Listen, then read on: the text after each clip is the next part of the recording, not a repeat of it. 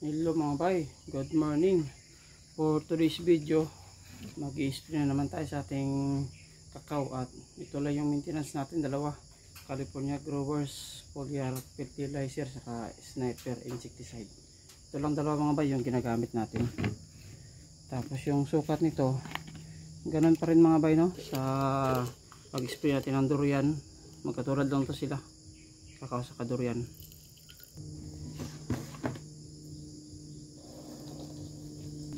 Tapos sniper, isang kutsara pa rin mga bay.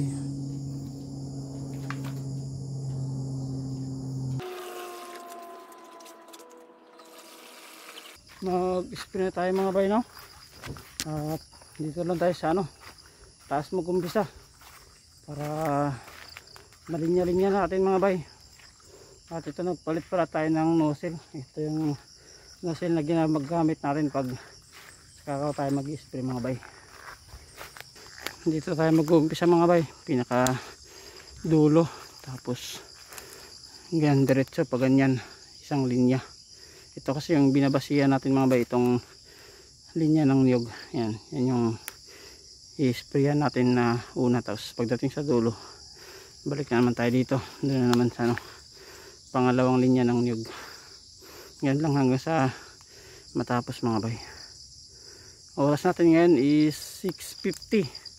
Ito na yung magandang oras mga bay na mag-spray. At hanggang lang daw, mga 9 or 9:30. Yun yung sabi niya, Sir Kakao Tutorial ni GM.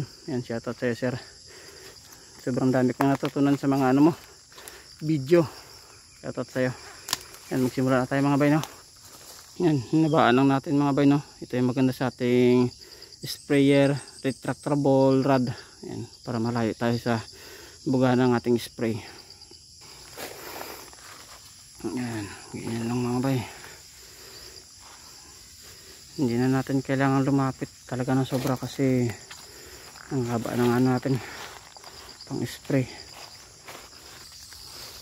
Regular every 15 days talaga dapat ito mga bay, mag-spray tayo sa ating mga kakao para maganda yung dahon, hindi natake ng mga insekto.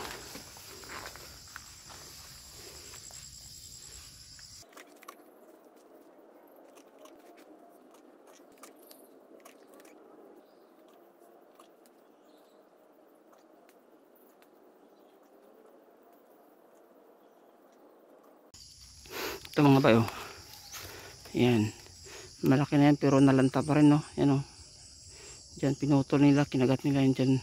Mga langgam yung dyan mga bayo, matake yan, mga langgam na malilit na yan. Kaya yan yung i-prevent natin na mamatay sila. Yan, kaya yung kakao natin hindi makabuilo o makabulaklak na mais kasi yung dahon niya pinapatay. Pag maganda yung dahon ng ating kakao mga bay, yun, maganda din yung bulaklak niya tsaka bunga. Kaya talaga kailangan mag-spray. Yun mga bay, hanggang dito lang yung natin, isang timpla. Magtitimpla ulit tayo, pero lagpas kalahati naman sa isang linya. Yan kunti na lang yan. Tapos ito yung mga hinatake ng insekto mga bay. Ito, mamamatay na to. Yan, nalanta. Pero yung iba mga bay, okay naman, din naman masyado inatake. Meron talagang mga ibang puno. Tapos ito mga bay, yung ginrap natin dito sa baba, yan nalanta. Ganda na sana ng tubo niya kaso nalanta yung dun sa baba na sprout. Pero dito okay naman mga bay. So yan nga, inatake nila, yan, binubutas-butas. Merong iba na puno mga bay, malala yung mga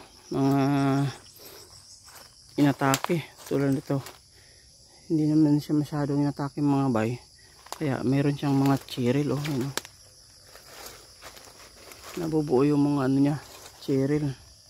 Yan, katulad dito mga bay, marami naman siyang mga dahon, kaso walang bulaklak kasi yung mga dahon yung sa dulo namamatay. Yan mga bay, oh. Grabe, oh. Yan. Hindi siya makabuelo ng maayos. Yan, oh. Yan yung resulta ng mga insekto. Kinakain nila. Tulad nito mga bay, oh. Namatay yung dulo niya. Ganun. Yun yung i-prevent natin. Magtimpla ulit tayo mga bay.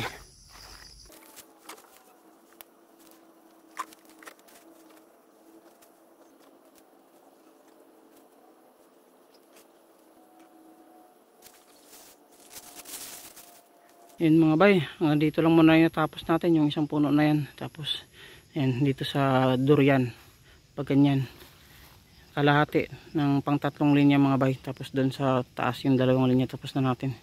Ito na lang, ano na lang to bukas, 1 linya at kalahati. Mabilis lang to bukas mga bay, mga 1 oras na lang to. 9:40 na kasi, tama na to. Kasi pag sobrang init na, pangit na din mag-spray sa kakao. At ito mga bay, pakita ko mga bay, ito yung ginrap ko, pinakaunang ginrap ko na kakao. 5 months na ito mga bay, no? You know, laki na ng kanyang puno. At ito yung pinaka niya, mother tree, pinuto na natin mga bay. Tapos nagano na pala ako dito, tikat yan, no? Pinutol ko na dyan mga bay, kaya may bagong sprout na siya. Yan, bali papakapalin lang natin mga bay, tapos ipoproning ulit para gumanda na yung forma nya. Tapos ito mga bay, sprout to, tanggalin natin to kasi sa baba to ng grap, dito lang yung grap nya, kaya ito tumubo sa baba, tanggalin natin yan mga bay. Na-sprayan ko na din yan, ganda ng dahon, no? Hindi masyadong inatake ng mga insekto mga bay o langgam, kaya yung dahon nya hindi nalanta, ganda ng tubo. At bukas ito na lang mga bay, konti na lang ito mga bay, para na naman, mag-fertilizer na naman tayo dito sa kakao natin. Siguro mga katapusan ng June mga bay, kasi mag 3 months na simula nung nag-apply tayo nakaraan, kaya mag-apply ulit tayo kasi every 3 months tong kakao natin. At hanggang dito na lang ulit mga bay, no? Medyo may na yung boses ko kasi naubo pa rin ako mga bay. Mamaya nga kakain ako ng luya, gagawin kong candy mga bay. At maraming salamat ulit sa panonood. Ingat po tayo palagi mga bay.